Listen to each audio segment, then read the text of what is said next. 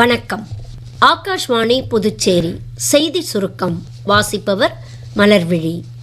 நாட்டின் மக்கள் தொகையை பாதுகாப்பதற்கு நமது எல்லைகளை பாதுகாப்பதோடு சட்டவிரோத குடியேற்றத்தை ஒழிப்பதும் முக்கியமானதாக உள்ளது என்று மத்திய உள்துறை அமைச்சர் திரு அமித்ஷா தெரிவித்துள்ளார்.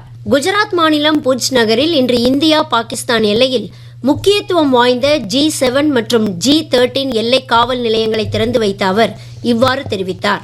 விவசாயிகளுக்கு தரமான விதைகள் கிடைப்பதை உறுதி செய்யும் வகையில் 1,74,000 குவிண்டால் அளவிலான விதைகள் இருப்பு வைக்கப்பட்டுள்ளதாக மத்திய வேளாண் அமைச்சர் திரு சிவராஜ் சிங் சவுகான் தெரிவித்துள்ளார். புதுடெல்லியில் செய்தியாளர்களிடம் பேசிய அவர், இதுவரை 9,76,000 விவசாய அடையாள அட்டைகள் உருவாக்கப்பட்டுள்ளதாகவும் இதன் மூலம் ஒவ்வொரு திட்டத்திற்கும் தனித்தனி ஆவணங்கள் வைத்திருக்க வேண்டிய தேவை முடிவுக்கு வருவதாகவும் கூறினார்.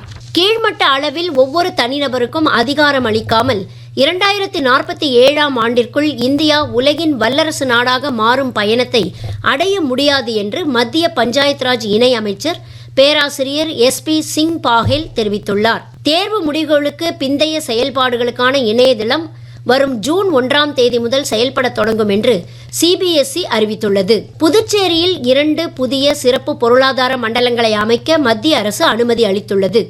அதன்படி உழவர்கரை நகராட்சி மூலம் தட்டாஞ்சாவடியிலும், புதுச்சேரி தொழில் மேம்பாடு மற்றும் முதலீட்டுக் கழகமான பிப்டிக் மூலம் வில்லியனூர் வட்டம் கரசூர் கிராமத்திலும் சிறப்பு பொருளாதார மண்டலங்கள் அமைகின்றன. சண்டிகரில் தற்போது நடைபெற்று வரும் IPL கிரிக்கெட் போட்டியின் தகுதிச் சுற்று 2இல் குஜராத் அணியும் ராஜஸ்தான் அணியும் விளையாடுகின்றன. முதலில் களமிறங்கிய ராஜஸ்தான் அணி சற்று முன்வரை 13.4 ஓவர்களில் 5 விக்கெட் இழப்பிற்கு 129 ரன்கள் எடுத்துள்ளது. இத்துடன் இந்த செய்திச் சுருக்கம் நிறைவு பெறுகிறது.